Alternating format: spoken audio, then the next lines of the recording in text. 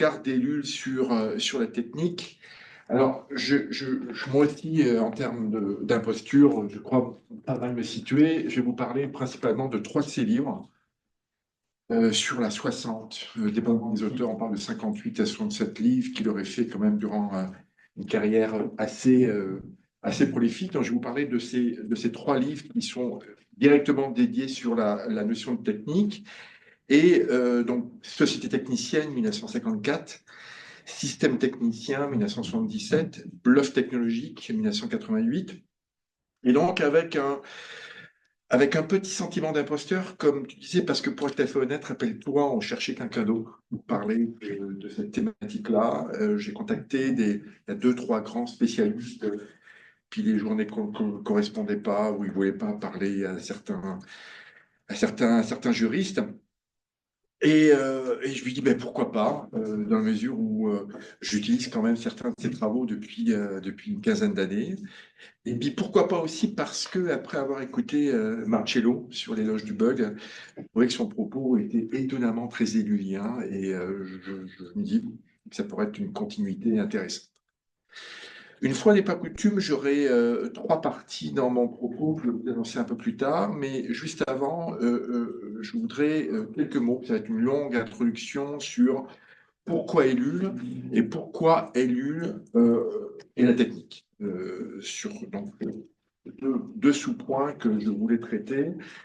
Euh, et pourquoi Ellul Je dois avouer que j'ai une certaine tendresse pour la personne, en premier lieu, une tendresse pour l'intellectuel résolument critique, tendresse aussi ou constat d'une influence incroyable 30 ans après sa mort.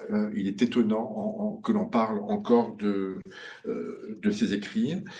En dépit de petits éléments qui sont trépassés, qui sont plus audibles maintenant, mais ça reste un auteur, je crois, très influent. Alors, tendresse pour la personne, pour l'homme, euh, un homme résolument du XXe siècle, 1912-1994, croyant, protestant. Je le dis parce que je crois que les auteurs ne sont pas d'accord sur l'influence de son protestantisme au regard de son œuvre, mais je crois qu'il, même s'il n'y a pas de prosélytisme, il y a assurément une influence, peut-être plus à la fin qu'au début. Grand résistant, et un grand résistant, pas comme certains qui sont devenus résistants en France en 1944, grand résistant à la fin 40. Pour des raisons XY, il avait une chaire, un poste de prof qu'il a eu en 1938. Cette chaire lui a été retirée. Alors, dans un cas, j'ai lu que c'était suite justement au fait qu'il aurait eu, pas assez pour être assujetti aux lois anti-juives, fait par un autre juriste d'ailleurs, bien connu, mais plutôt parce qu'il avait des parents étrangers. Donc, on lui a retiré sa chair et, ne sachant quoi faire, il est rentré dans la résistance, rentré dans le maquis, dans la région bordelaise d'où il venait. Donc, il est assurément du bon côté de l'histoire. Oui, encore une fois, il était résistant jusqu'à la fin 43. Reconnu juste parmi les justes par le comité français de Yad Vashem, pour avoir justement caché pendant la guerre justement des Juifs. Et il faut le dire, c'est important de le signaler parce que ce n'était pas si fréquent auprès des universitaires français et ce n'était pas si fréquent auprès des juristes français. J'ai oublié, j'ai vaguement cherché, mais il y avait un prof panisme et de Montpellier, dont j'ai oublié le nom, qui parlant des mélanges Ripert, qui est considéré comme Ripert, comme les grands juristes du XXe siècle, ce qu'il était d'ailleurs. Mais il y a eu des mélanges en 1950 le concernant, et cet auteur de Montpellier disait que ça avait été un merveilleux ouvrage de collaboration, dans le sens où la vingtaine d'auteurs qui étaient là-dedans étaient à des degrés divers, plus ou moins mouillés, sur cette période un peu noire de l'histoire française. Toujours sur la personne, sur cette tendresse pour la personne, c'est un juriste, donc, historien du droit, je vais y revenir, mais qui a un avis sur tout, qui étudie tout, qui regarde tout, un homme de son temps, très fortement influencé par la guerre, très fortement influencé par une technique particulière qui était celle du nucléaire, un peu comme Luther Anders d'ailleurs, qui fait comme lui des liens. Alors, je ne sais pas si l'un a inspiré l'autre, mais ils ont tous les deux des liens sur la honte prométhéenne, sur le fait que le feu a été volé par Prométhée auprès des dieux de l'Olympe, et ce qui a complètement changé enfin, le sens de l'homo faber. Très contemporain 21e siècle, je vais y revenir, mais c'est un incroyable prévisionniste sur plusieurs faits qui sont notamment ces dernières années. Donc, l'homme en tant que tel est intéressant.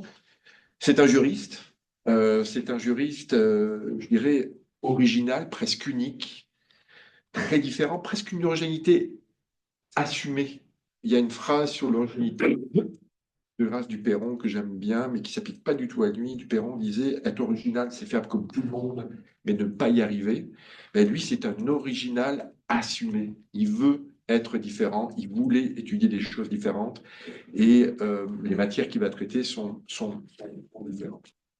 C'est un juriste que j'appelle sur le temps long, c'est un historien du droit. Vous avez montré, je pense, monsieur, un ouvrage sur l'histoire des institutions. Non, ben, on en discutait, mais là, j'ai acheté l'ouvrage Philo du droit. Ah, excusez-moi, je ne voyais pas, sans mes lunettes, je ne Oui. voyais pas, mais Histoire des institutions, Oui, c'est la même non. couverture. Ouais. C'est exactement la même couverture. Donc, c'est un historien du droit. Puis, son ouvrage sur l'histoire des institutions, d'ailleurs, est souvent proclamé comme étant un ouvrage incontournable sur ces questions-là. Euh, donc, juriste sur le temps long. Apôtre et son jeu de mots sur la mise en contexte, donc toujours mettre le droit en contexte au regard de rapports économiques, théoriques évidemment, mais également techniques, on va le voir, sociales et autres. Et cette mise en contexte, j'y reviendrai aussi, est très CRDP, le centre de recherche que je représente. Juriste qui est totalement sorti de son cadre, de sa discipline, avec une curiosité presque courageuse, encore une fois, notamment le domaine du droit, et notamment dans les années 40-50, qui est un domaine très centré sur la discipline, où on favorise très peu maintenant cette pluridisciplinarité que nous faisons avec Michael aujourd'hui, mais qui est valorisée aujourd'hui, mais qui n'était absolument pas durant ce moment-là. Donc, curiosité, enfin, tendresse pour le juriste, tendresse enfin pour la puissance de l'intellectuel, au moins pour quatre raisons. Ben, d'une part, je l'ai mentionné, la diversité des sujets traités. On va le voir, parler du technique, mais il va parler de la propagande, de la politique, de l'écologie, un rôle écologique très fort. Je vais évoqué à deux, trois reprises. Il a écrit des livres sur la Révolution, sur la propagande de l'Église, sur la théologie. C'est un protestant, je dirais, ostensible, grand spécialiste de Marx, sans être marxiste, résolument anticommuniste, mais intéressé à la méthode épistémologique derrière cette pensée-là. En deuxième lieu, diversité du propos aussi quand on discipline, dans la mesure où, encore une fois, comme juriste, il s'intéresse à la socio, à la philo, même s'il ne prétend pas l'être, à la théologie, à la technologie, même si c'est peut-être le domaine dans lequel on est capable de déceler le plus d'erreurs. Un vrai intellectuel, dans le sens où il y a un engagement dans son propos. Euh, donc, curiosité absolument phénoménale. Euh, prévision du futur. Prévision du futur, il est souvent identifié euh, comme étant un très grand prévisionniste, même si c'est trompé sur la technique en tant que discipline, sur l'informatique.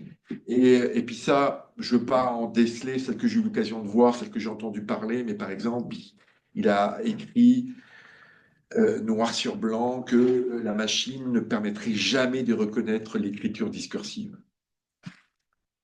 Dans l'IA, ça vole en éclats. Il a évoqué en 1981 que la capacité de calcul à l'époque était à son maximum. Donc, dès lors qu'il touche à la technologie en tant que telle, en tant que discipline, il se trompe à plusieurs reprises et il le confesse même dans le bluff technologique, le plus ancien, 1988, où il dit d'ailleurs qu'il a dû réécrire près de 200 pages qui avaient été commencées en 1978, tellement le domaine était meuble était changeant, était évolutif. Il s'est sans doute aussi, même si Ellul est souvent vu comme je dirais, est souvent repris par les critiques néolibérales du néolibéralisme, mais lui s'est sans doute un peu trompé aussi sur la place du marché, où selon lui, justement, le marché n'est pas forcément susceptible d'avoir, surtout en 1954, dans son ouvrage sur la technique, où il dit qu'en fait que le marché a un rôle plutôt mineur. Là, il se déconnecte un petit peu de Marx, justement, pour dire bah, ça a un rôle, mais pas si important que ça. Et bon, là encore, c'est un aspect qu'on reverra un tout petit peu, sur lequel sans doute il s'est trompé sur tous les aspects un peu économiques. Mais sinon, à part ça, ça a été un incroyable prévisionniste sur la technique en tant qu'institution sociale. Je cite Frédéric Creuson, par exemple, un des spécialistes qui évoque que c'est un penseur du XXIe siècle égaré au XXe. Jean-Luc Porquet, dans la préface du système, évoque en fait un de ses livres qui s'intitule 2003 Élu, l'homme qui avait presque tout dit. Euh, il, il avait merveilleusement, je pense, montré, et ça va aller dans le même sens que le livre de Marcello, euh, il avait montré l'idolâtrie, presque la bigoterie de la technique et de son caractère sacré. Je vais y revenir. Il avait identifié l'addiction au divertissement que la technique autorise. Là, encore une fois, le lien avec les réseaux sociaux est direct. La tyrannie du chiffre, un peu comme Suppiot, un juriste bien connu, l'avait identifié plus tard. Et de manière plus générale, je vais m'autoriser, on va les revoir au cours du traitement de mon propos. J'ai identifié, d'autres auteurs ont trouvé une vingtaine, moi j'ai 11 caractéristiques. Euh, donc on va revoir, je vais juste vous les balancer vite vite, on les reverra plus tard, mais qui sont absolument ahurissantes de prévision, comme la non-neutralité, comme croissance systémique de la technique, comme l'autonomie de la technique, son imprévisibilité, son caractère inéluctable. Ah, on n'a pas le choix, il faut adhérer. Son ambivalence, un élément qu'on trouve dans les trois livres. Son autogénération, tellement il y a comme propos. Sa propagande, sa publicité, sa capacité à attirer les capitaux, son caractère inégalitaire, et pourtant uniformisant. On reviendra sur ce point-là aussi. Donc, voilà, première raison, qui c'est la raison pour laquelle je voulais m'appesantir le plus sur pourquoi Ellul, pourquoi Ellul et la technique. Deuxième raison, pour encore une fois plagier le livre de Martello, c'est un peu l'éloge de la critique. On est dans un séminaire sur les approches critiques et assurément, il est résolument critique. Il est critique malgré tout, qui est suffisamment souple pour que l'on puisse se l'approprier. Je veux dire, on picore dans les livres. On fait du cherry picking. On dit ça en français, je ne sais pas. On prend ce qui nous intéresse et on peut éviter certaines choses. C'est une critique sans prosélytisme. Et ça, c'est intéressant parce qu'on lui a tellement critiqué son aspect croyant. Euh, et sur l'éloge de la critique, il faut savoir aussi, comme je le disais, que c'est une œuvre qui a été assez fortement critiquée, surtout en France, et surtout durant l'époque contemporaine à son propos. Puis il y a différentes raisons, au-delà de son caractère croyant, qui est un peu effectivement une problématique sur le plan épistémologique. Là, il y a une coloration qui est fréquente dans son propos liée à cette croyance véritable, comme chrétien qu'il assume. Mais il y a aussi des critiques tout simplement parce qu'il est gascon, parce qu'il est bordelais, parce qu'il est provincial. Surtout dans le domaine du droit, encore une fois, où vous le savez, hein, les meilleures universités sont à Paris. Le but d'un bon universitaire, c'est de finir dans les deux universités parisiennes. Et donc, il y avait un clivage capitale versus la province. Je suis en train de lire en même temps un livre de François Doss, pour les historiens des techniques, les historiens des sciences connaissent cette personne-là, euh, sur Michel Serres, qui est mon deuxième auteur chouchou, que j'ai eu l'occasion de voir pour de vrai en 96, dans le plus grand amphi de l'UDM. Euh, Michel Serres, qui était un premier de classe depuis la maternelle, il a été premier tout le temps. Et il devait être premier à l'agrégation de philosophie. Et le président du jury, lui qui était un Gascon aussi, qui vient de la région d'Agen, du sud-ouest, il dit, vous avez un accent qui est incompatible avec un premier classe, avec un premier au jury d'agrégation. Ce qui est un peu étonnant maintenant, j'espère. Donc, encore une fois, euh, Gascon et certains auteurs disaient même Girondin, Girondin au sens non jacobin, c'est-à-dire moins centralisé suivant le système parisien jacobin et plus décentralisé conformément à la répartition des députés de la Révolution. Critique aussi parce que non disciplinaire, on ne sait pas ce qu'il est. Il est formellement juriste, mais ne fait pas du droit. Et puis on va le voir, en fait, le traitement juridique de la technique est très faible et très peu évoqué. C'est assez étonnant. Mais il disait qu'il n'était pas philosophe. Le seul peut-être lien, ce qui lui plaisait le plus, c'était sociologue. Mais encore une fois, il prétendait ne pas être. Il était aussi vu comme pessimiste, anti-technique, ce que lui réfutait. Mais assurément, il ne rentrait pas dans la doxa pro-technologique, trop technique, qui existe encore, je crois. J'aime beaucoup, moi, me moquer de la notion de blockchain, qui est une technique que j'adore détester, parce que de la plupart du temps, ça c'est tellement trop propos, une blockchain qui me permet de savoir où est-ce qu'a été, où est-ce qu'a où est-ce que ma pomme, de quel champ ma pomme vient, j'en ai rien à faire. On utilise parfois des outils qui ne servent à rien. Et même chose sur la notion d'innovation. Bien le livre de Thierry Ménissier sur les innovations au pluriel qui montre les valeurs associées à cette notion très pro-technique que l'on voit ça et là.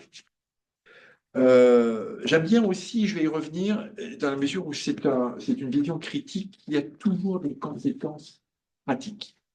Ce n'est pas un théoricien devant l'éternel, il cherche toujours à ce que son propos critique donne lieu à des applications, et c'est exactement le, le, le propos que je vais tenter de tenir dans mes trois parties. Tu vas voir que je commence bientôt.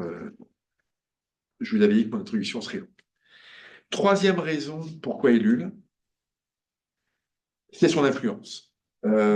C'est son influence, une influence incroyable, alors que l'on fête, on a fêté l'an dernier les 30 ans de sa mort. Alors, influence malheureuse, et je dois avouer que je ne connaissais pas, mais la semaine dernière, mon collègue Karim Beniclef m'a envoyé un lien du New York Times du 22 mars dernier, où on évoque Luna Bomber de Ted Kaczynski, qui avait écrit en 1995 un manifeste Industrial Society and its Future, résolument antitechnologique, sur le fait que justement la sacralisation du technique venait menacer la sacralité liée à la nature.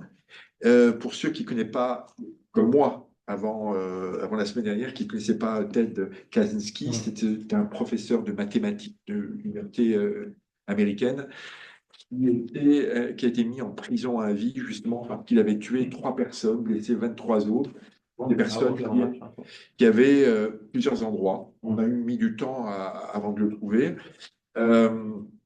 Et notamment des personnes qui étaient en lien avec des méga projets technologiques. Donc, et il se basait, et dans le texte du New York Times, on évoque l'héritage de Jacques Ellul dans le manifeste de Kaczynski.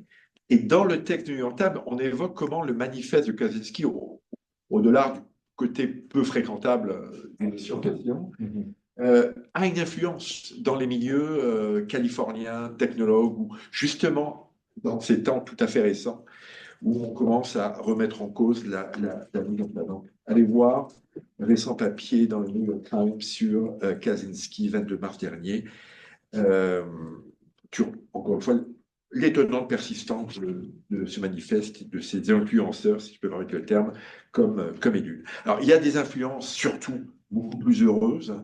Il faut savoir que Ellul, un peu comme Derrida et d'autres philosophes français, a été connu et reconnu en Amérique du Nord. Je mettrai deux références qui ont fait connaître, où il y a des associations Jacques Ellul, il y a eu une première revue Jacques Ellul dans les années 60, et notamment par Huxley, l'auteur, l'écrivain, le meilleur des mondes, qui avait adoré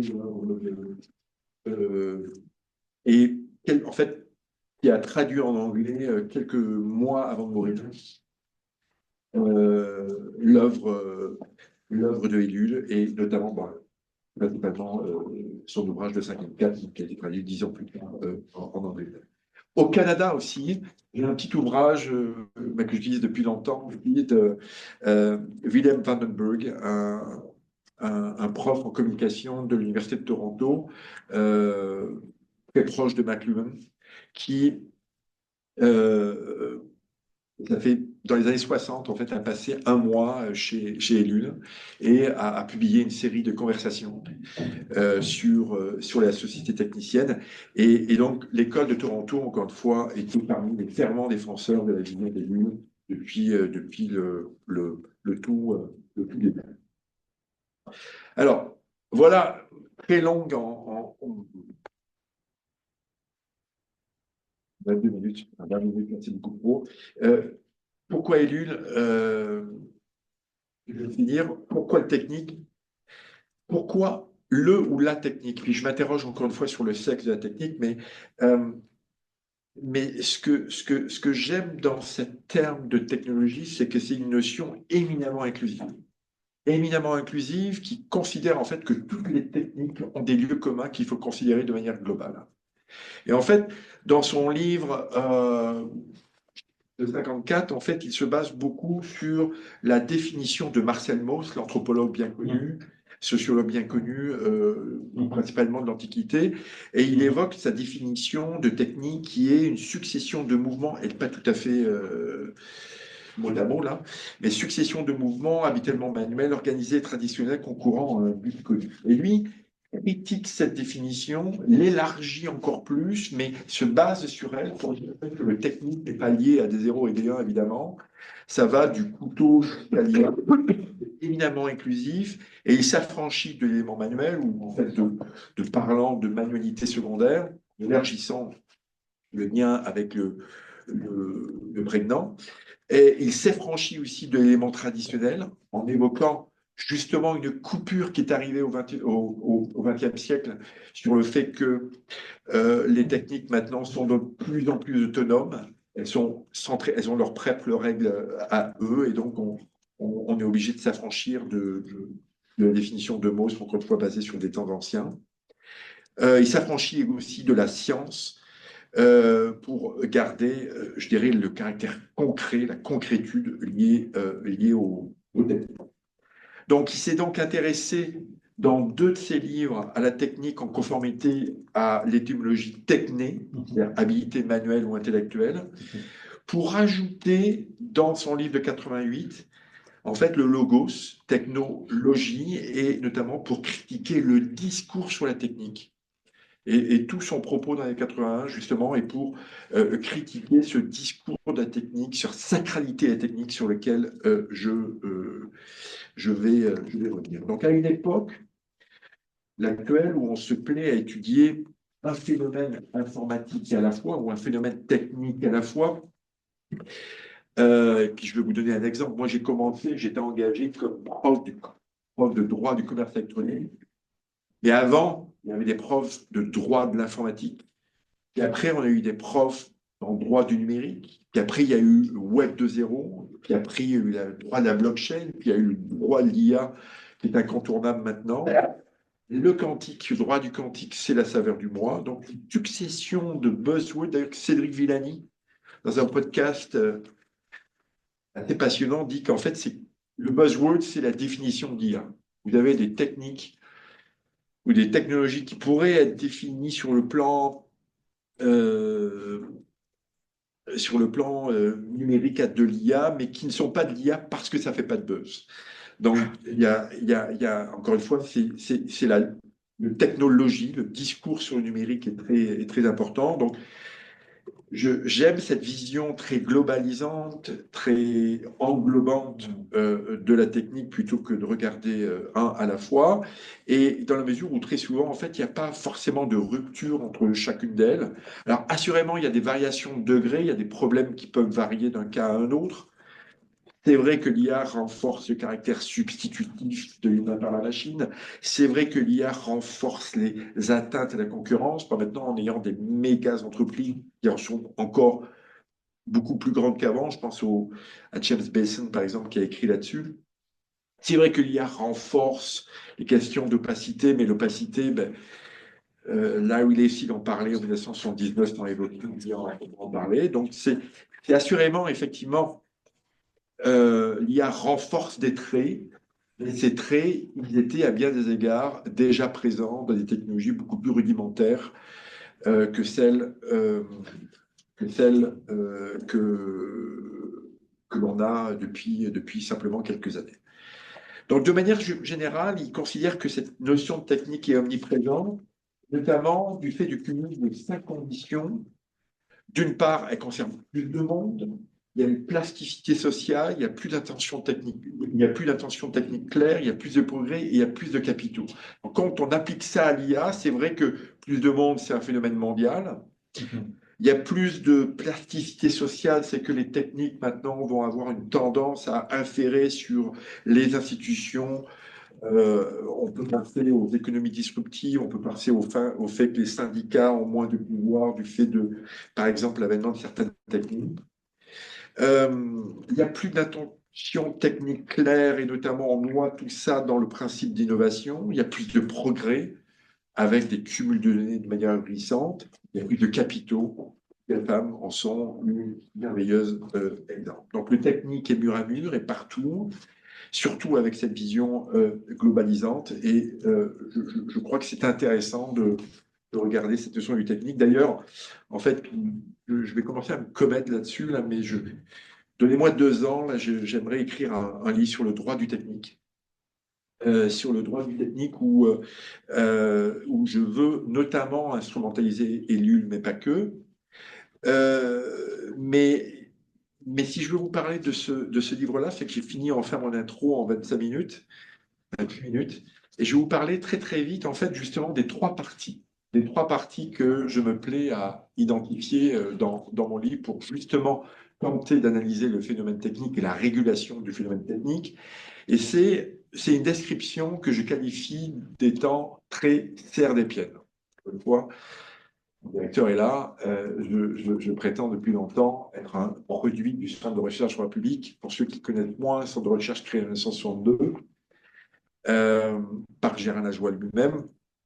Volonté de faire de la recherche pluridisciplinaire depuis le début. Et au regard des recherches qui ont été faites au sein du CRDP, il y a trois manières d'envisager, quand je prends l'histoire du CRDP de ces 63 ans, il y a 3 manières d'analyser un phénomène social et la régulation de ce phénomène social.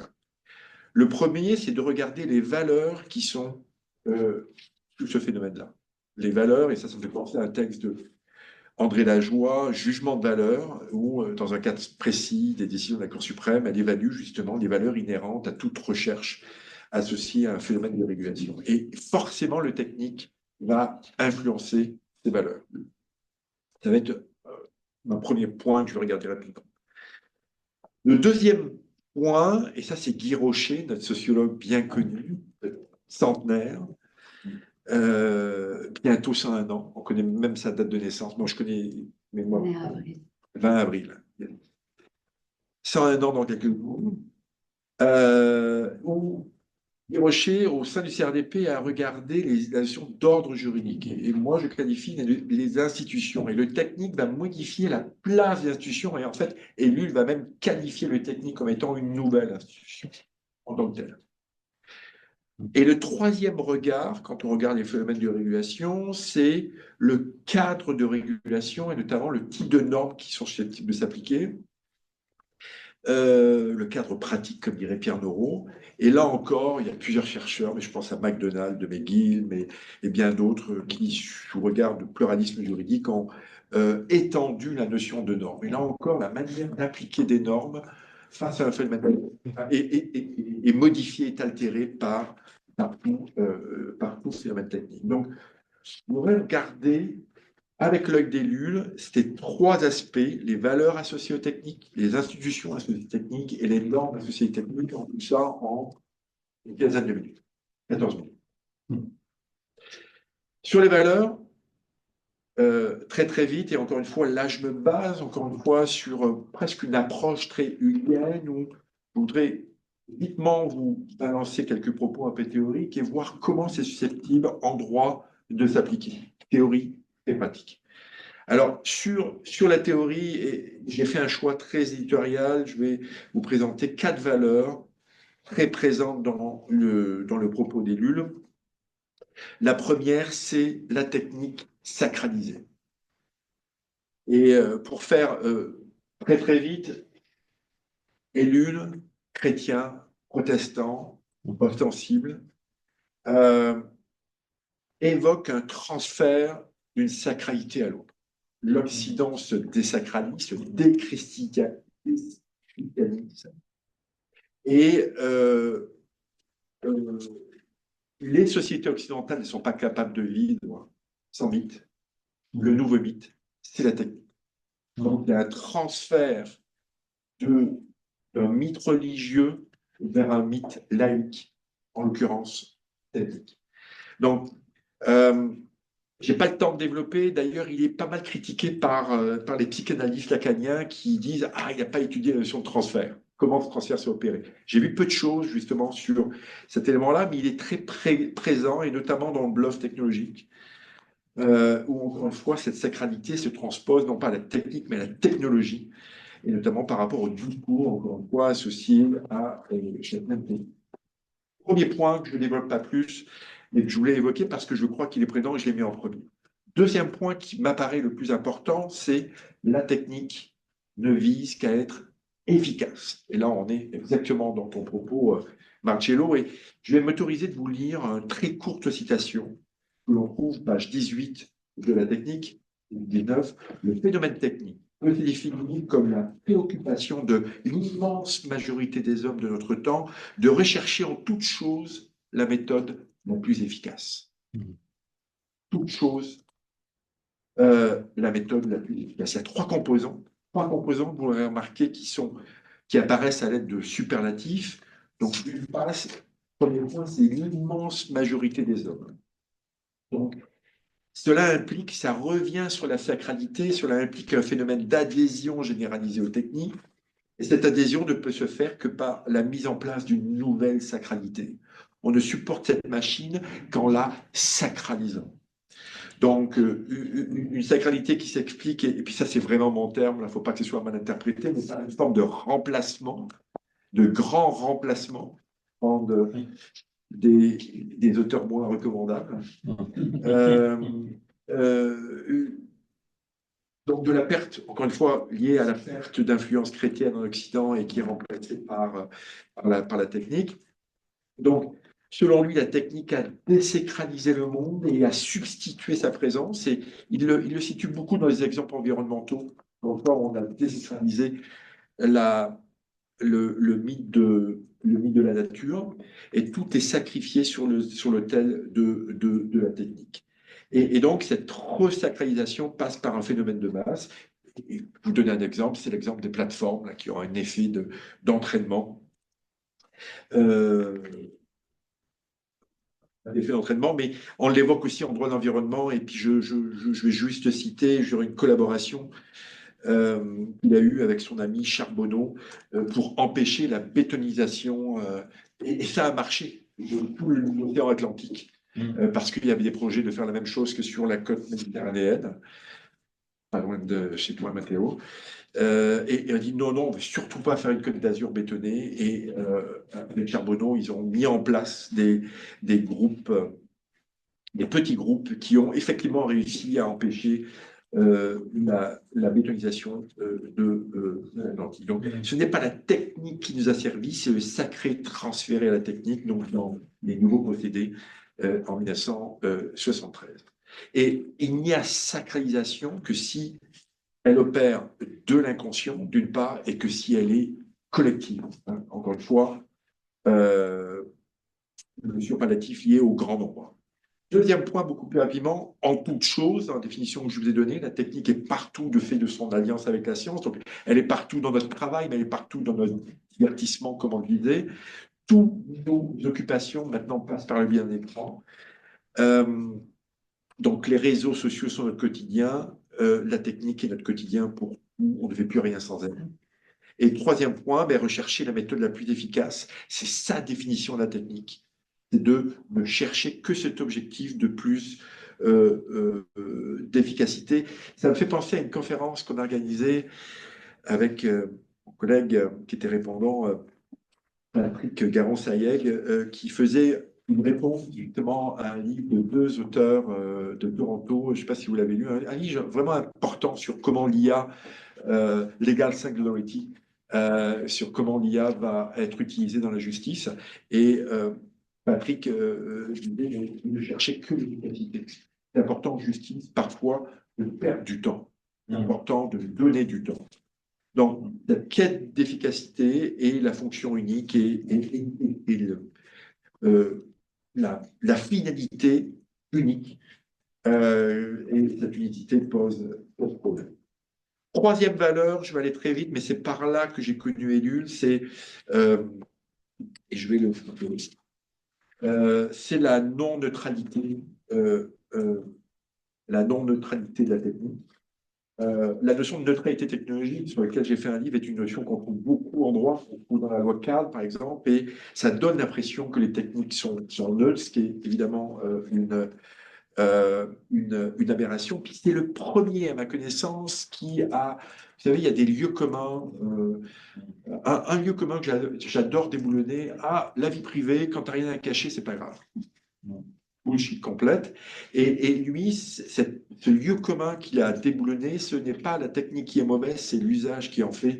Et lui démonte cette prétention, notamment dans la technique 89 et suivant pour ceux qui veulent, où il prend du temps pour se positionner contre cette croyance mythique sur l'idée de la différence de l'usage entre un couteau qui peut servir à couper des légumes mais aussi à tuer. Cette différence est trompeuse et encore une fois, c'est trompeux, notamment parce que la technique, depuis le XXe siècle, a changé et maintenant opère une vision un peu plus englobante. Donc, la technique est à la fois bonne et mauvaise, elle n'est pas neutre, et bonne et mauvaise, là encore une fois, c'est mon dernier point ou presque, c'est sur la valeur de l'ambivalence. Il y a cette expression que j'aime beaucoup, c'est tout progrès se paie. Toute adhésion à une technique se paie.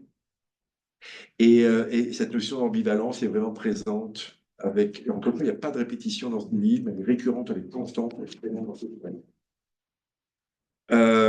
Et le problème, c'est que souvent, dans cette ambivalence, on ne mesure pas toujours les intrants liés à la généralisation d'une technique. On est très près d'ailleurs d'Illich. Pour ceux qui connaissent cet auteur qui a fait plus aux États-Unis, ou Europe de l'Est, je me souviens plus quel pays, mais Illich avait le même propos pour dire que si on prenait l'exemple d'une voiture, toute l'énergie que ça prend pour développer une voiture, c'est comme si, en fait, on roulait toujours à 6 km/h. En fait. Illich, d'ailleurs, qui appelait Ellul, ils se sont rencontrés une fois à Bordeaux, il a appelé Maître Jacques, d'une part parce que c'était un maître pour lui, et parce que Jacques s'est référé aux jacqueries du Moyen Âge. Vous savez, c'est le moment de résistance. Et la dernière valeur, j'en aurais d'autres, mais c'est l'imprévisibilité, qu'elle soit réelle ou une sorte d'aveuglement volontaire. Et il réfère notamment beaucoup au nucléaire. Euh, il a, il a écrit Le Bluff en 88, 26 avril 86, Tchernobyl, et il en parle dans le Bluff pour dire ben, oui, c'est bien le mot nucléaire, mais on ne veut pas prévoir les hypothèses où. Alors, pratiquement, et je vais 40 minutes. Je vais aller beaucoup plus vite là-dessus, mais parmi les moyens d'illustrer ces valeurs à la élue, j'avais trois éléments qui me semblent très enclins, trois véhicules juridiques en fait, trois applications juridiques qui sont très éluliens, si je peux me permettre.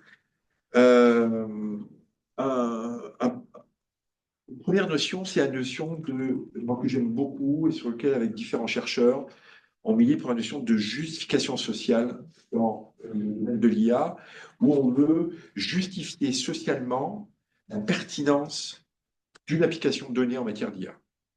Est-ce que c'est socialement acceptable de faire de la reconnaissance faciale pour rentrer dans une épicerie et pour payer sans carte de crédit? C'est une vraie application qui a déjà eu lieu. On fait de la reconnaissance faciale, je veux dire reconnaissance non, faciale. On fait de la reconnaissance faciale pour qu'une personne qui rentre dans une épicerie puisse acheter sans payer. Enfin, elle paye, mais on n'a pas besoin de mettre une carte et on. Est-ce que c'est socialement acceptable d'utiliser un tel procédé dans ce cas comme celui-ci? En l'occurrence, on considère que d'une part, il faut avoir des garanties scientifiques que ça marche vraiment, et puis ensuite, il faut avoir des garanties sociales sur est-ce que l'utilisation des données est tellement lourde que les inconvénients sont pas mal pire que les avantages.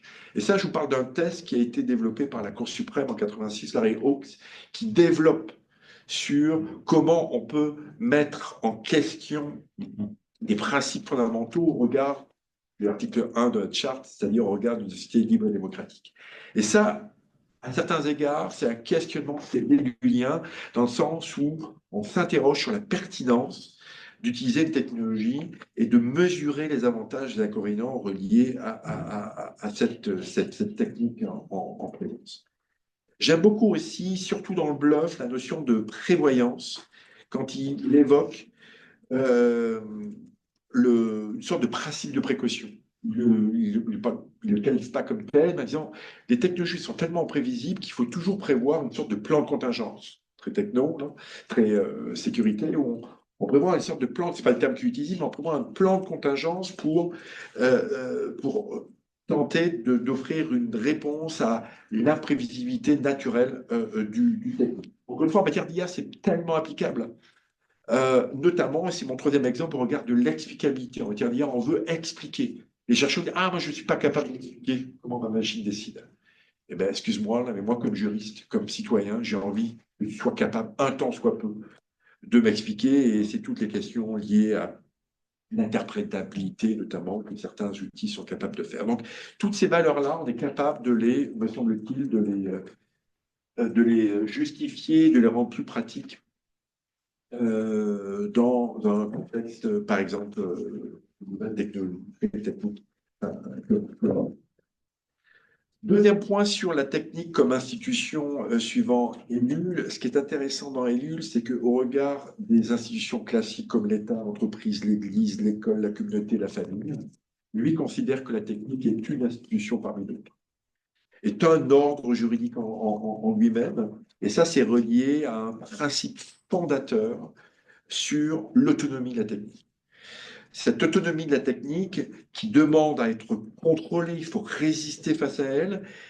Et si nous laissons faire la machine, pour le citer, ben, on est foutu. Il faut reprendre le contrôle sur ces éléments-là. Et il évoque des feedbacks positifs et négatifs, il évoque une autorégulation interne qui doit être contrôlée. Il utilise le terme d'autorégulation. Mais tout ça, encore une fois, sur le prisme de cette machine autonome qu'il importe de contrôler. La technique, comme système, en 1977, obéit à sa propre loi, sa propre logique. On est en présence d'une autonomie de la technique, de l'enfermement de la technique en elle-même. Il y a une marge très faible de possibilité d'intervention extérieure, d'ordre économique ou politique, par exemple. Donc il est très critique, pessimiste, dans le sens où il dit l'État n'est pas le meilleur acteur pour tenter de contrôler cette institution qu'est la technique, notamment dans un ouvrage qui s'appelle L'illusion politique. Le marché, le marché lui aussi, et ça on peut le discuter, et pas tout à fait le mieux armé. Et en fait, en bout de ligne, c'est quoi l'acteur? C'est l'individu lui-même. Et ça, c'est un propos qui est presque anté-juridique, presque contraire au droit, et il a développé de manière très applicative, et il a mis en application. Il a mis en application le principe de non-puissance. De non-puissance, c'est-à-dire, ce n'est pas parce que l'on peut que l'on doit. Il reprend à bien des égards, de la même manière, un propos d'Albert Camus, qui dit « un homme, ça s'empêche ». Donc, pour lui, au regard de cette institution que constitue la technique, il y a une action individuelle. On prétend, c'est pas le seul, mais qu'Ellul est derrière l'idée de pensée globale à venir locale. Donc, toute action dans le maintien de l'environnement, toute action compte. Le recyclage, là, tout un chacun, ça permet de participer à la solution du réchauffement climatique. Donc, un homme, ça s'empêche, un homme compris comme une femme. Et c'est assez étonnant pour un juriste, encore une fois, parce que c'est une notion très ajuridique. Une mesure où elle fait fi, pour reprendre un propos de Suppiot, pour le crédit de la parole, un texte remarquable de 1er août 2022, là, que vous trouvez en ligne, où il évoque en fait la ternalité propre au droit. Le droit, c'est un tiers qui interfère dans une relation entre A et B. Et là, on est dans un contexte très individuel, avec un thème très basé sur soi-même. Alors, je peux quand même trouver quelques liens euh, avec des textes récents liés notamment à l'intelligence artificielle, et je référerai, j'aime beaucoup critiquer parfois le travail du barreau en lien avec le numérique, mais moi j'ai beaucoup aimé le code de conduite du 25 octobre dernier que le barreau a fait en matière d'utilisation de l'IA. Pourquoi ils ont une prescription, ce qui est intéressant dans un code où ils disent il faut auto-déclarer à son client quand on utilise une IA. Donc, si j'utilise une IA pour rendre un avis juridique, pas forcément une bonne idée, mais on pourrait y revenir, je dois le dire, j'ai l'obligation de le dire à mon client. C'est intéressant parce que le Conseil national des barreaux en France dit sur cette question-là, on verra plus tard. On n'a pas d'avis tranché, mais moi je crois beaucoup à cette auto-déclaration pour des raisons de confiance, pour des raisons de frais dans une profession qui est associée au tarif horaire. Comment je vais payer? Est-ce que je paye la même chose en disant, bah, tiens, ton avis juridique, je l'ai fait par une machine? En tout cas, peu importe, il y a une obligation pour raison de transparence et autres critères qu'on trouve dans le code, mais obligation d'autodéclaration, c'est pas de l'impuissance, hein, c'est de la non-puissance, on déclare une certaine manière de faire. Et ma troisième et dernière partie, 48 minutes, 49. Je vais faire ça en 1 minute. Prendre le temps. Pour la parole à Mathéo, bah, sur le troisième pan, sur les normes. Et paradoxalement, en fait, de ce professeur de droit, en fait, il s'est peu penché pour les phénomènes de régulation. Il évoque à très rare repli justement l'autorégulation de la machine. Mais comme je vous l'ai dit tout à l'heure, en théorie, il est peu de salut vis-à-vis de l'État. Il a les mains liées pour tenter d'indiguer la technique. Peu de salut selon lui. Ça a été critiqué pour l'industrie. Pourtant, il faut, encore une fois, profaner cette sacralité laïque. Il faut résister. Il faut regarder sous le capot et lutter contre cette autorégulation de la technique. Il faut lutter aussi contre l'uniformisation de la technique. C'est un enjeu, en fait, sur cette liberté qu'il chérit, et je ne l'ai pas dit, mais la notion de liberté est majeure, et dans la liberté de l'humain est chérie dans tous les ouvrages, et sur aussi la valorisation du vivant par rapport à la technique. Lutter aussi, c'est son terme que l'on voit dans le bluff, contre la fureur réglementaire, ce qui me parle beaucoup, qui, en bout de ligne, eu égard à la multiplicité des normes, il évoque, eu égard à la légitimité des décideurs. J'adore ça parce que, notamment, les normes techniques sont faites par des gens dont on peut parfois douter de la légitimité. Donc, euh, et donc, sur ces systèmes d'autorégulation qu'il fait réguler, alors, ce qui est quand même intéressant dans ce propos, je l'ai dit, c'est que son modèle sur le fait que la loi intervient peu et que tout est laissé sur les acteurs, en fait, c'est exactement ce qui se passe. Je vais vous donner un exemple, que ce soit le RGPD en matière de vie privée en Europe, que ce soit ici, donc, la loi 25 en matière de coûts de pareil, sur les questions comme l'anonymisation. La loi dit, bon, vous devez anonymiser dans certains cas, donc là, vous devez référer à un règlement et référer aux normes de pratique. Qu'est-ce que dit le règlement? Il faut aller voir les normes de pratique. Qu'est-ce que disent les normes de pratique? Vous devez documenter. Vous devez auto-réguler, si je puis dire. Vous devez élaborer vous-même des normes. Et après, il n'est pas tout à fait clair sur qui contrôle la réalité de ces normes. Donc, on a vraiment un système dans le monde technique. C'est la même chose en matière d'environnement, de ce que j'appelle de double délégation, la loi qui délègue aux normes techniques et ensuite aux acteurs eux-mêmes. Donc, on est face effectivement à une sorte de régulation par les acteurs eux-mêmes, par les individus eux-mêmes, en l'occurrence ici, c'est un peu l'industrie. Et face à ça, ben, j'aime bien le propos d'Ellul qui dit il y a une révolte nécessaire, il faut avoir une réponse institutionnelle plus contrôlante. Il faut certes avoir une autorégulation, mais que cette autorégulation puisse donner lieu à un certain contrôle. Euh, et peut-être une autre illustration, puis je vais finir là-dessus. Pourtant, je suis assez critique sur je ne sais pas si vous avez entendu parler de ça, mais ça fait fleuresse dans pas mal de lois à travers le monde, c'est les bacs à sable réglementaires. Les bacs à sable réglementaires, c'est quoi? C'est qu'on a un groupe de personnes, généralement de quantité modérée, qui va évaluer une norme, quelle qu'elle soit. Ça peut être une loi, ça peut être une norme technique ou ça peut être un code applicatif. Et ces gens, pendant une durée déterminée, se mettent autour d'une table pour s'assurer d'un certain nombre de critères de légitimité et disent, ben, tiens, il faut changer ceci, il faut changer cela. Cette notion ressemble beaucoup à ce que faisait Ellul en matière d'environnement, où il a mis en place des petites communautés, en matière religieuse, où il a monté des petites communautés religieuses. En matière de délinquance, il a créé des centres pour prévenir la délinquance dans la région de Bordeaux. Tout ça, c'était un nombre, on parle des quelques-uns qui vont se réunir pour statuer sur une question donnée, donc sur réserve, encore une fois, de consensus, de représentativité.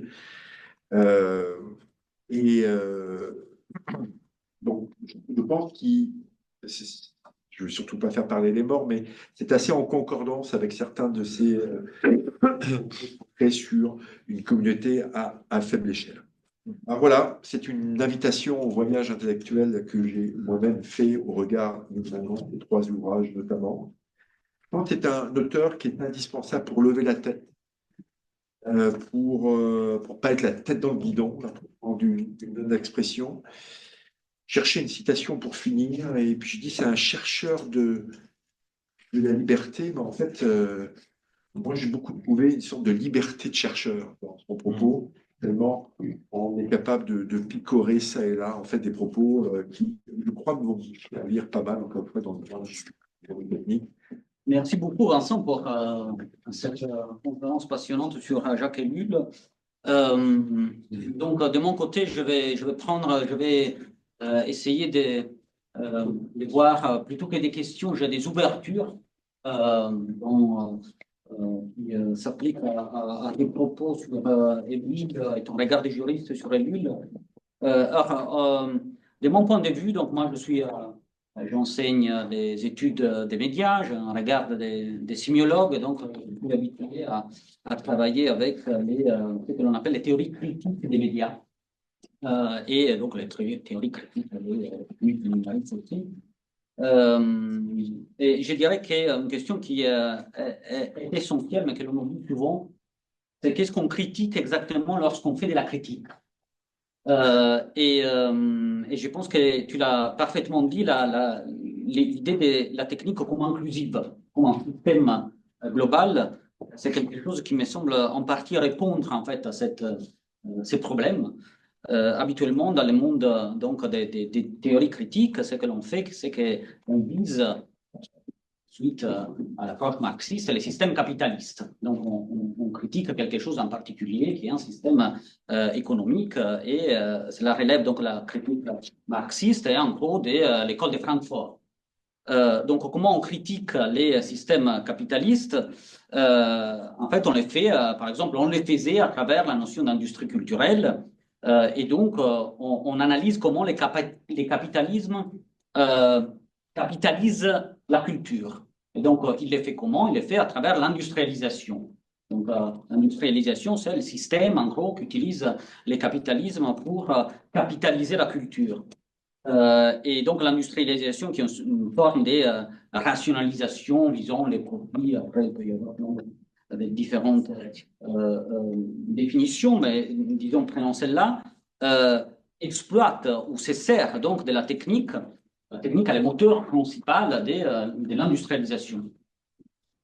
Et donc, par conséquent, on arrive à la critique de la technique, et ce n'est pas un hasard si donc dans les théories critiques, on part des notions de reproductibilité technique de Benjamin, par exemple, qui est vraiment à la base de la notion d'industrialisation. Donc, on capitalise la culture à travers l'industrialisation, et l'industrialisation de la culture passe par la technicisation, de la mécanisation, la mécanisation de la culture. Et donc ça, je me souviens à l'époque où j'étais étudiant, mon professeur Umberto Eco disait que la critique de la technique, finalement, n'était pas une critique de la technique, mais c'était une critique de l'industrialisation. Donc on faisait la critique de l'industrialisation à travers la critique de la technique, on visait l'industrialisation, et donc on faisait une critique idéologique, c'est-à-dire c'était l'objectif, c'était de mettre en place un système de valeurs qui était d'origine, je dirais, marxiste, mais qui visait donc l'industrialisation. Et je pense que là, un point très fort donc, de Jacques Ellul, et tu l'as parfaitement expliqué, c'est que Jacques Ellul voit la mécanisation comme un système en soi. Et donc, il y a un système indépendant, en fait, du capitalisme. Et donc, il me semble qu'il dit que ces systèmes techniciens est quelque chose que l'on retrouve à son époque dans l'Union soviétique et dans les systèmes capitalistes aussi. Donc, c'est indépendant de l'idéologie que l'on prête souvent à la question capitaliste. Et donc, il y a une autonomie, donc il y a cette idée de l'autonomie, tu as répété plusieurs fois, et effectivement, la question de la technique comme institution qui relèverait donc une sorte d'infrastructure autonome, indépendante, et qui repose sur ces systèmes de mécanisation. Donc, le système technicien, et donc non technique, produit cette médiation entre l'homme et la nature, où l'homme n'a plus accès direct à la nature, passe par toujours les systèmes techniques, et c'est cette médiation, en fait, cette structure des médiations, en fait, qu'il critique lorsqu'il fait une critique de la technique. Donc, alors, la question, à mon avis, là, se pose aussi parce que Jacques Ellul, il me semble, utilise souvent le terme des médiations, des médiatisations, du fait que le système technicien, un système qui fait la médiation. Alors, si je reprends un autre auteur qui est souvent cité dans les théories critiques est Guy Debord. Et Guy Debord explique de manière très cohérente, il me semble, l'effet qu'on peut avoir une technique qui automatise des tâches. Donc, on a l'automatisation des tâches qui donc qui vivent l'efficacité d'un geste, d'une action. Mais quand est-ce que cela pose problème? Parce que l'automatisation des tâches peut être quelque chose de positif et que l'on maîtrise en fait. Et donc les problèmes, c'est comme tu l'as dit, c'est les termes, l'expression du remplacement. Les moments où l'automatisation pose problème, c'est le moment où on a un remplacement au lieu d'une médiation, au lieu d'une automatisation, on a un remplacement de l'homme par la technique. Et donc, en fait, on a une dépossession. Et donc, les termes d'aliénation que l'on utilise souvent dans ces domaines, c'est-à-dire que l'homme est dépossédé de son action au lieu d'avoir un tournevis qui lui permet d'effectuer une tâche de manière plus efficace.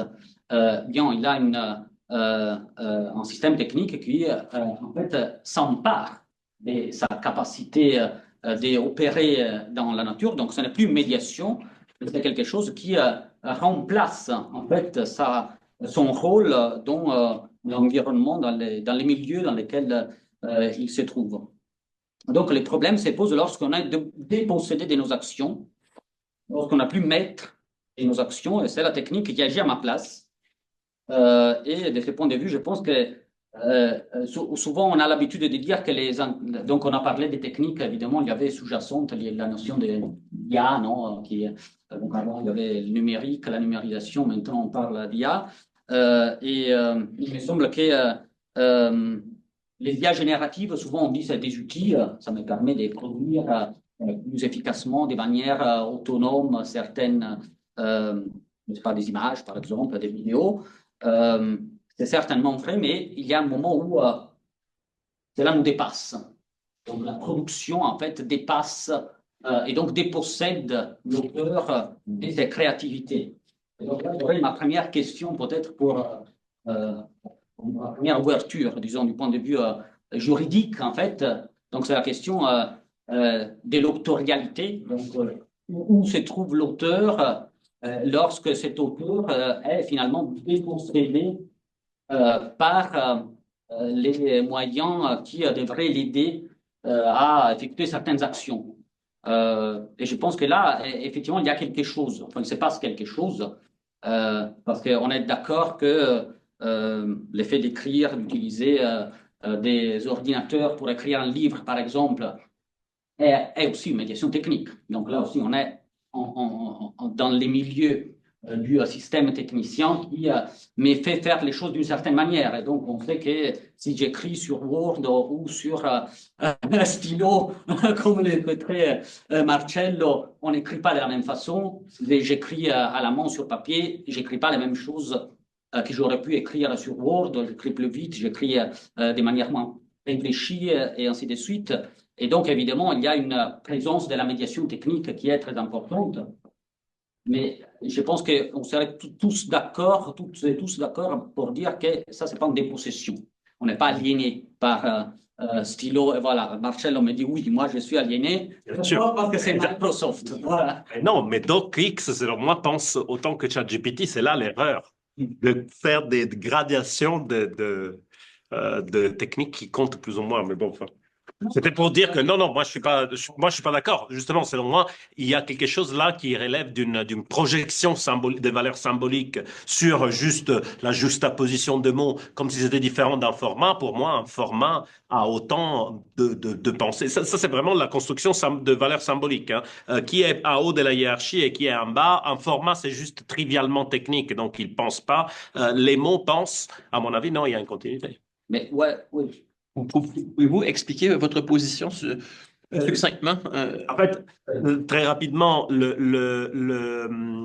nous avons tendance à sous-estimer la part dans la production du sens, la part de certaines composantes de la production du sens. Donc là, par exemple, un format.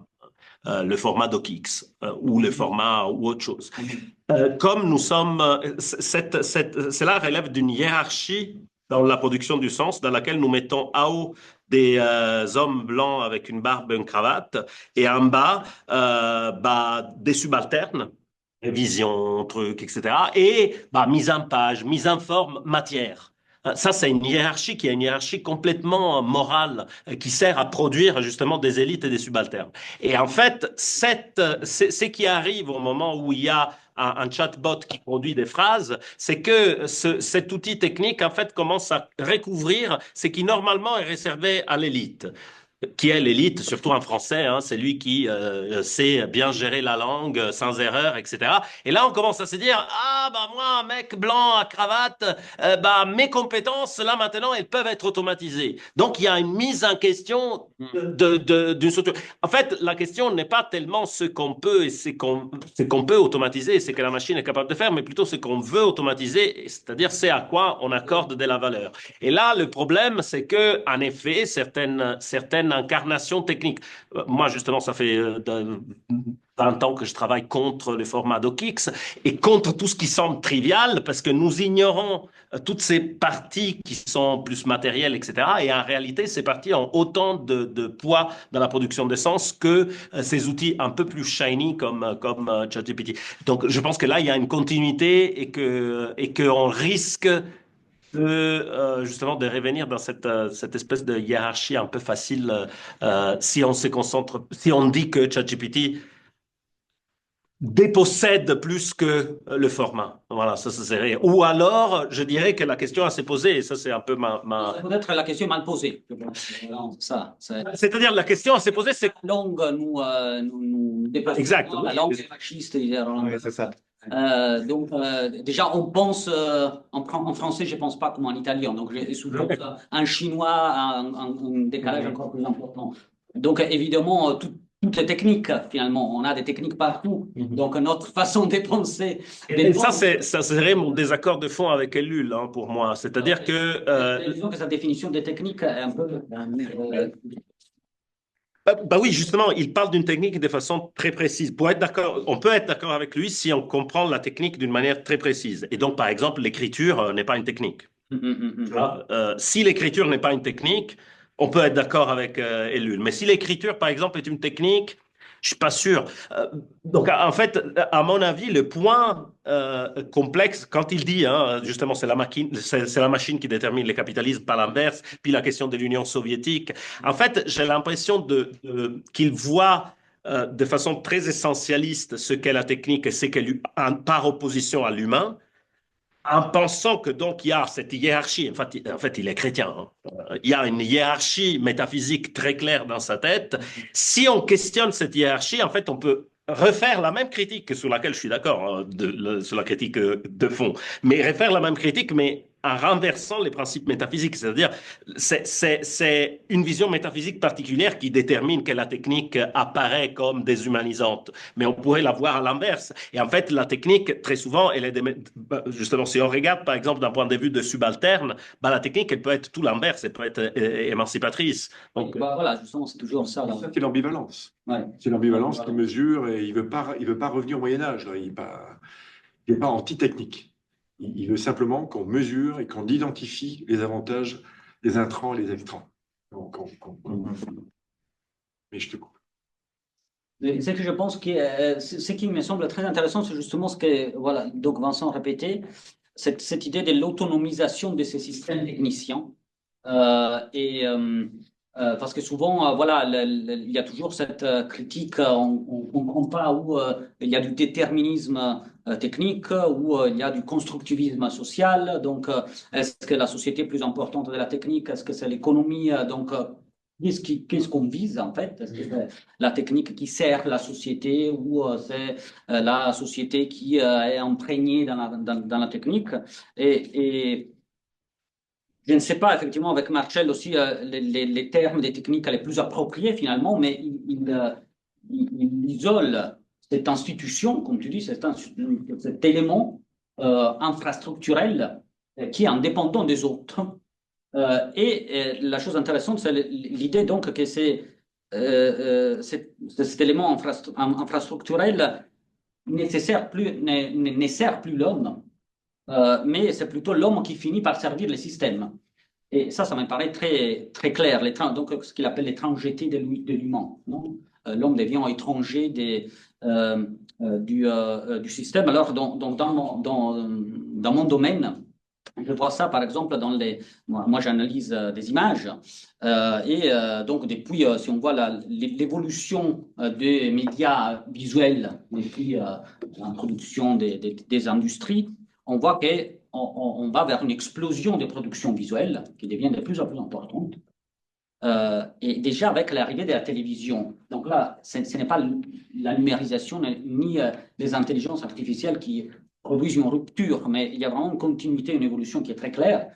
Avec l'arrivée déjà de la télévision, par exemple, on comprend qu'il y a un système, et ce système qui n'est pas forcément économique parce qu'au début, la télévision est publique, par exemple. Donc en fait, là, il s'agit juste d'arriver à parler aux gens et pas de produire de la valeur capitalisable. Et les premiers problèmes qui se posent, c'est le fait qu'on a 24 heures à gérer, les plus visuels, et qu'est-ce qu'on met dans ces 24 heures.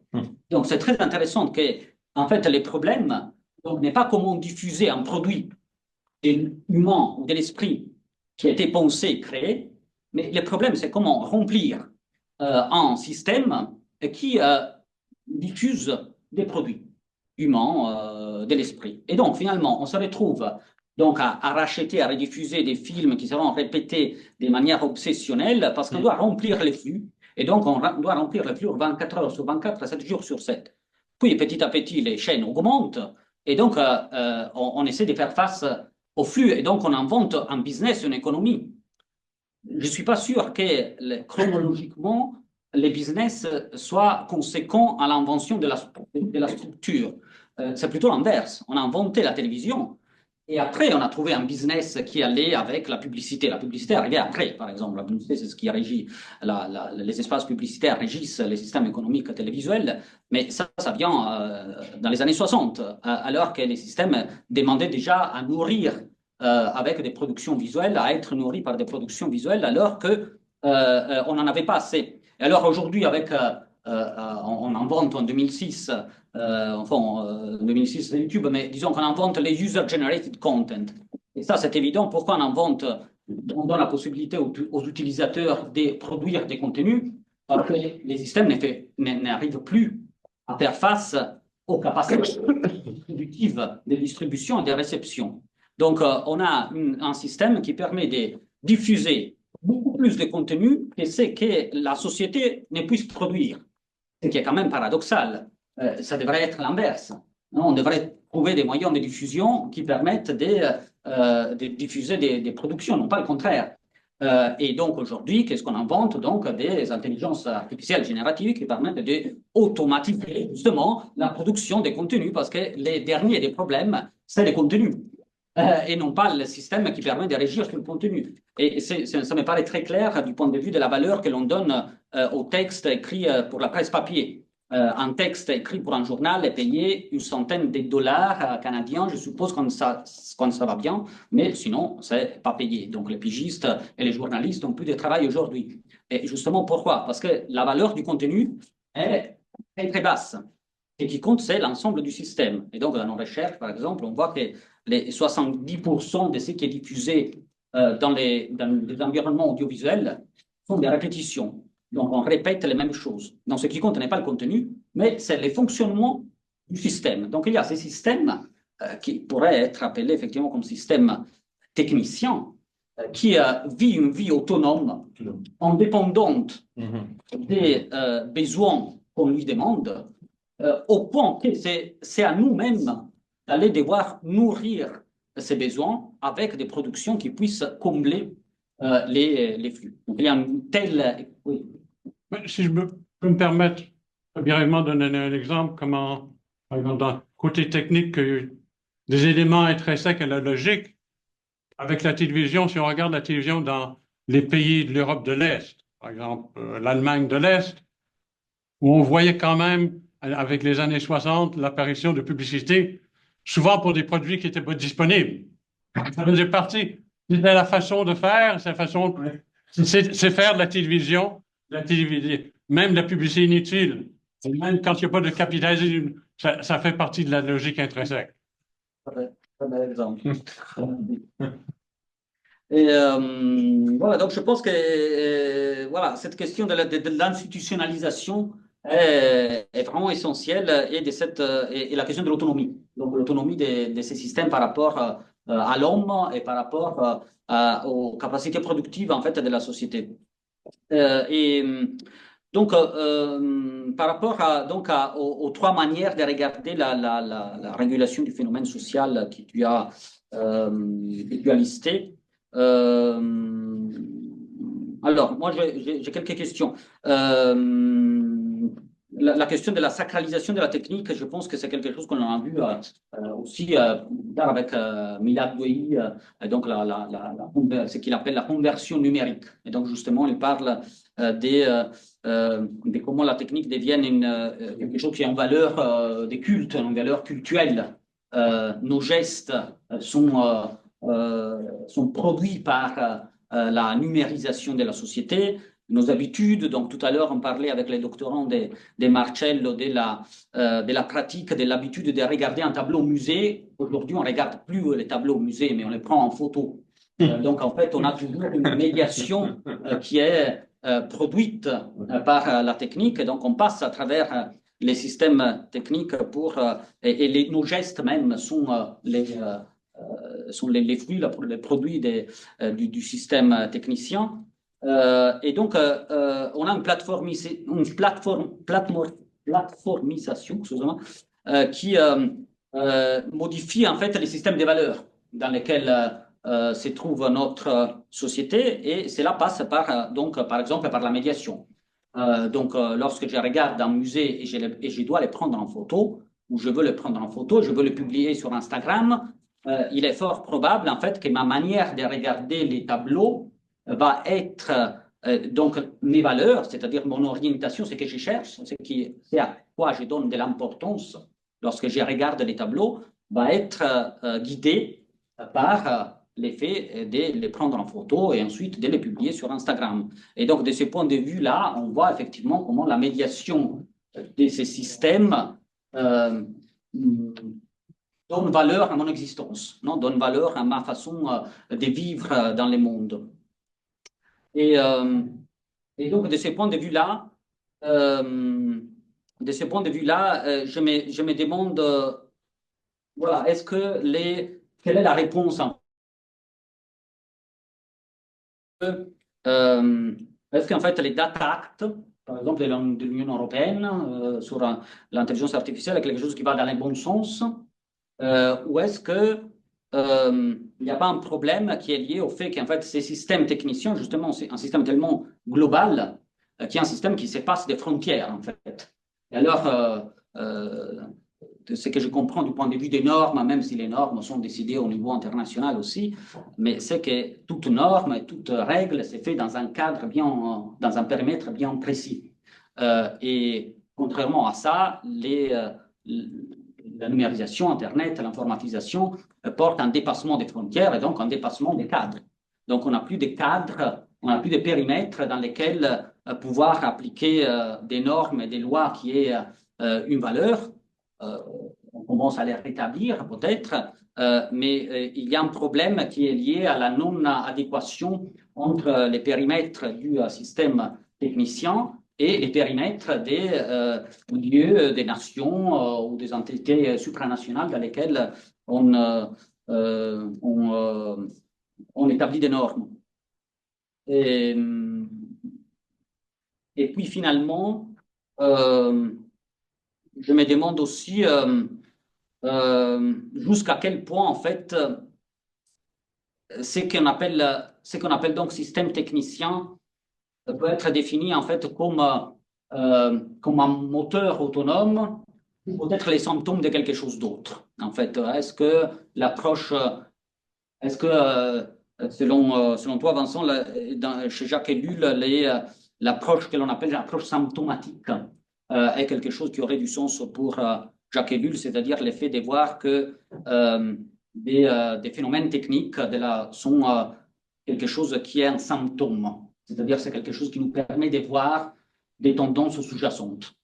Donc, non pas donc la tendance sous-jacente peut être l'industrialisation, la tendance autoritaire aujourd'hui, par exemple, ces voix s'explicitent dans certains phénomènes qui peuvent être techniques. Voilà. Donc, est-ce que ça rentrerait en fait dans les périmètres de la pensée de Jacques Ellul? Et quelle est donc la réponse qui peut être donnée par par un juriste, par les systèmes juridiques lorsqu'on a cette ambivalence en fait des cadres, non? Si on n'a pas les mêmes cadres, comment on peut agir? J'ai eu trois questions dans ton propos. Je vais les pitcher rapidement, mais la première, c'est sur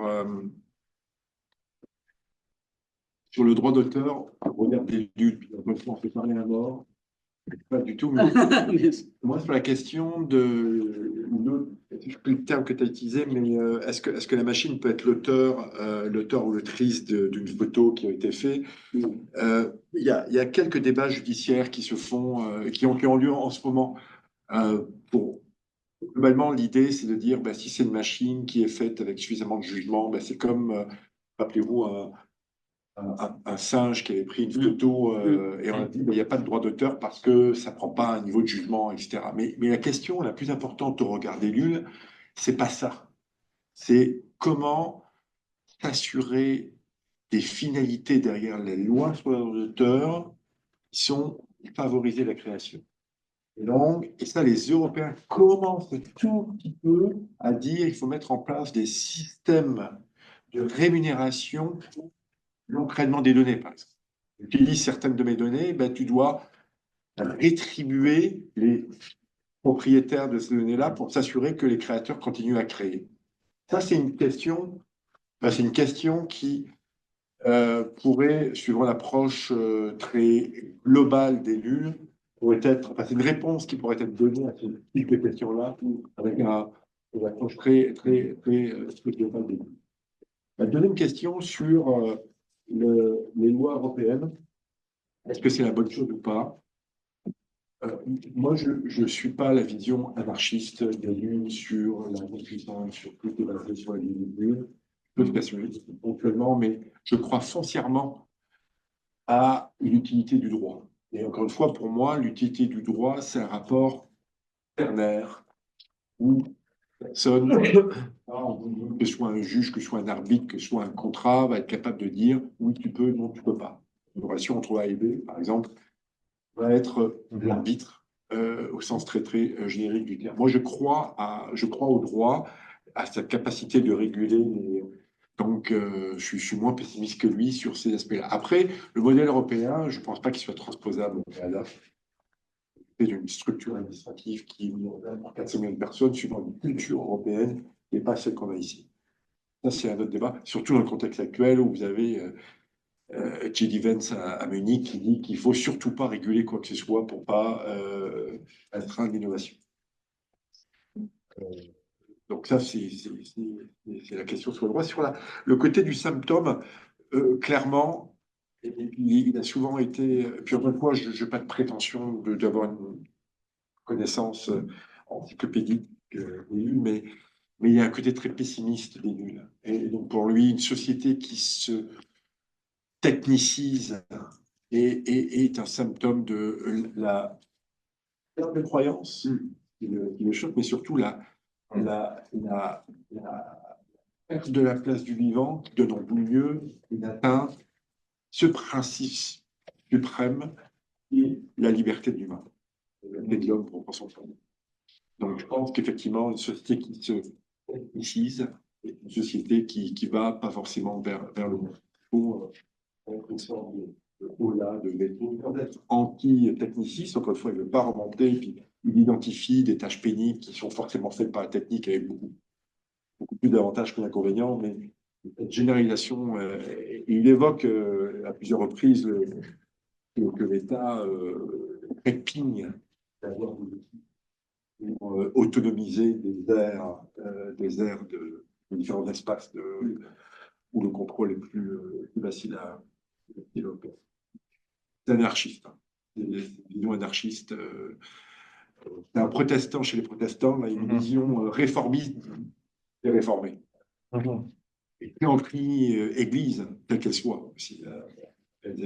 Donc il a des peurs sur la capacité d'institutions susceptibles d'utiliser l'institution technique. Par rapport à la question de la rémunération des données, donc des cercles, comment tu vois donc l'effet des. Souvent, on peut produire, donc la question s'était déjà posée avec la question de plateforme. Non on diffuse un contenu qui est problématique. Est-ce que la plateforme, est-ce que YouTube est juridiquement responsable de ce qui est diffusé, alors qu'il se pose comme, non pas comme éditeur des contenus, mais comme plateforme qui donne accès à une grande quantité de contenus ou pas? Il semble que l'Union européenne, si je ne me trompe pas, a répondu oui, il est responsable. Donc aujourd'hui, on pourrait retrouver la même question qu'on pourrait la poser donc à, je sais pas, un Midjourney, un GPT qui produit des images. Est-ce que l'image produite et publiée par quelqu'un, est-ce que GPT là, il a un rôle quelque part ou pas? Donc, une image diffamatoire vis-à-vis de quelqu'un. Il me semble que déjà, ils prennent beaucoup de précautions pour ne pas permettre de produire des images des personnes qui soient effectivement reconnaissables, n'est-ce pas? Mais donc, est-ce que là, il y a un rôle juridique des GPT comme auteur aussi? Est-ce que c'est quelque chose que l'on peut prendre en compte ou pas? Donc, si je suis Marcello, non? Ce serait comme dire que c'est la langue française qui est diffamatoire et non pas l'auteur. Ben, c'est difficile de faire une réponse courte, et puis encore une fois, je veux qu'on reste sur Edule, mais là encore une fois, le droit a un rôle à jouer en dépit d'une tendance dans les premières générations de lois à être très exonérante. Donc on voulait surtout pas enfreindre la capacité des plateformes à faire des sous, et donc on avait mis en place des premières lois qui étaient très exonérantes, pas de responsabilité. C'est donc le cas ici, hein. Il y a des exceptions, mais il y a une tendance très exonérante au Canada et encore plus aux États-Unis. C'est complètement anachronique. Je ne connais pas un domaine qui est plus responsabilisé que le domaine numérique, ce qui est anachronique, d'autant que ce sont des multinationales hyper riches. Et si ça se comprenait techniquement il y a 30 ans, dans la mesure où ces plateformes n'avaient pas un contrôle véritable, maintenant elles contrôlent tout. Le fait d'avoir des publicités pour dire que Norman Brathwaite est mort là, sur Facebook, là, c'est ahurissant que les plateformes ne soient pas poursuivies pour maintenir des pubs dont on sait qu'ils sont des machines à clics là, pour. C'est ahurissant de croire qu'il n'y a pas d'enjeu de responsabilité qui se fasse pas actuellement. Et là encore, il y a une différence. Alors, l'Europe a changé. Moi, en 2022, qui responsabilise beaucoup plus les plateformes. Il apparaît dans la nature des choses et dans la nature du sens depuis la Deuxième Guerre mondiale, où tout le monde est responsable des actions quand elles ont un certain contrôle. Mais encore une fois, dans un rapport élulien, lui, il doute. Il doute sur la capacité des États, de la loi, peut-être de contrôler. En tout cas, ce n'est pas une vision qu'il. Dans un rapport élulien, c'est sortez des plateformes.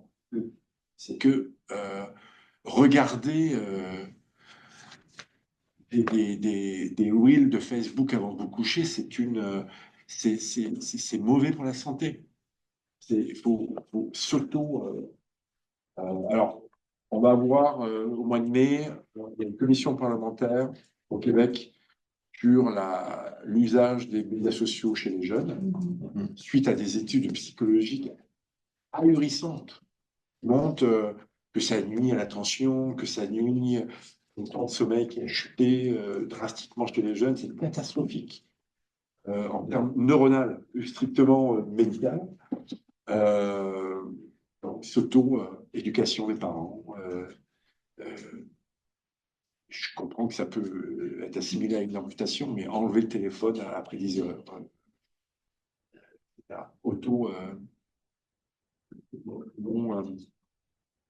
Quand je dis des non-puissance, une situation de non-puissance sur une réponse un peu éolienne. Je ne pense pas que ce soit la seule réponse possible.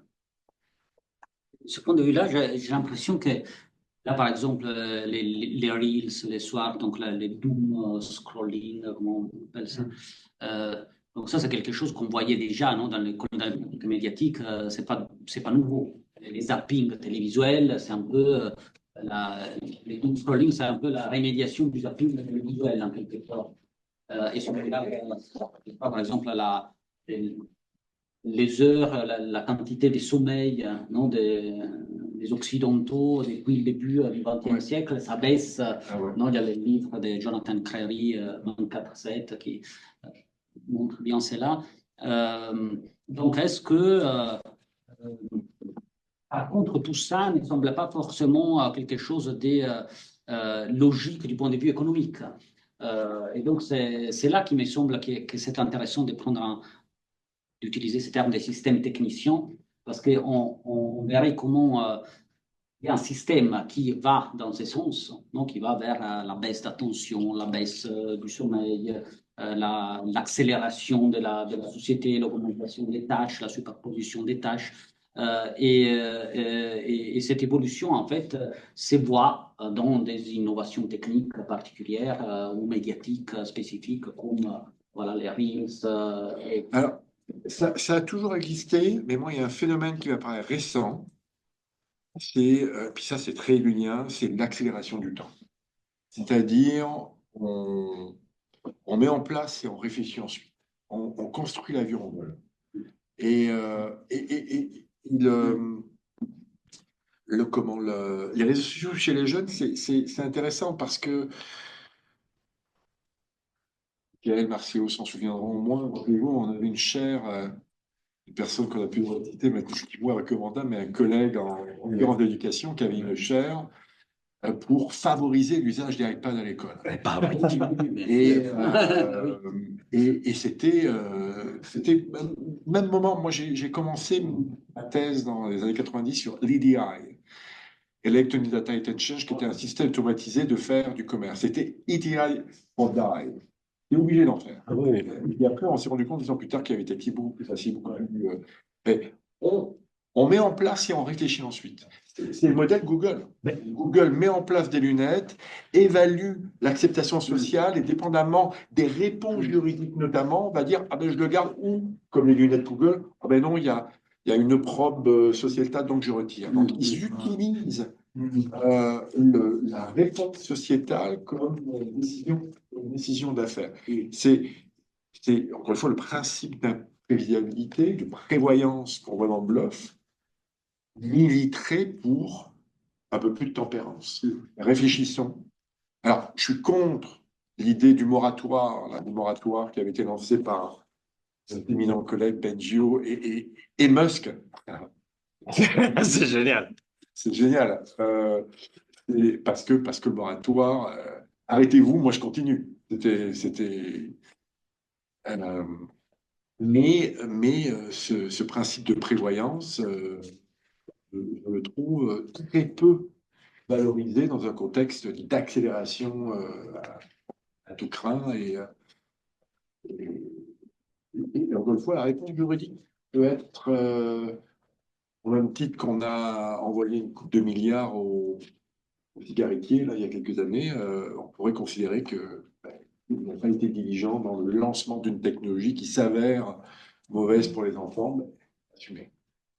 Là aussi, il n'y a pas un problème justement des cadres d'application, c'est-à-dire que, je ne sais pas, en Europe, on peut dire on empêche cela, mais finalement, on empêche, je ne sais pas, les Google Glass à l'école, puis ça se fait partout, et puis à un moment, ça se fait aux États-Unis, ça se fait au Canada, bon, ça va arriver, ça va dépasser les frontières de toute façon. Donc, est-ce qu'il y a vraiment les moyens de...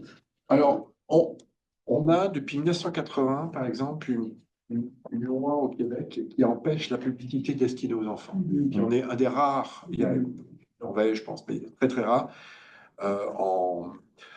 En France, par exemple, c'est cadré, mais ici, on ne peut pas faire si on veut faire une publicité de Lego, il faut que je fasse une pub pour montrer, regarde, avec un Lego, ton enfant va pouvoir développer sa motricité. On dirige le discours aux parents. Avec Internet, on a une pression considérable parce que moi, je vois ils vont à sur les enfants, sur lego.com, ils vont sur Disney, ils vont sur des sites qui ne sont pas associés. Donc, effectivement, il y a une pression, mais après, il ne faut pas laisser le pavillon de suite. Il ne faut pas dire, ah, ben, on n'est pas capable. Et à certains égards, moi, justement, dans la fameuse commission, je ne sais pas si c'est réaliste, mais la fameuse commission sur les réseaux sociaux, je dis, faites un effet Québec. Alors, au Québec, on a adopté une loi très inspirée du droit européen sur la vie qui est complexe, qui est appliquée par personne. Et veut pas, il y a un petit effet hors Québec, dans le reste du Canada, en disant, ben, certaines compagnies disent, ben, on n'a pas de loi en Ontario, mais on peut parfois s'inspirer de la loi québécoise parce qu'elle est là. Et puis, si on a une vision coast to coast au Canada, ben, on est déjà conforme à celle-là. Donc, moi, je crois, encore une fois, je suis un juriste plus assumé qu'élu, là. Et je crois à la capacité du droit en ligne. Je crois à la non-puissance, mais l'un n'empêche pas l'autre.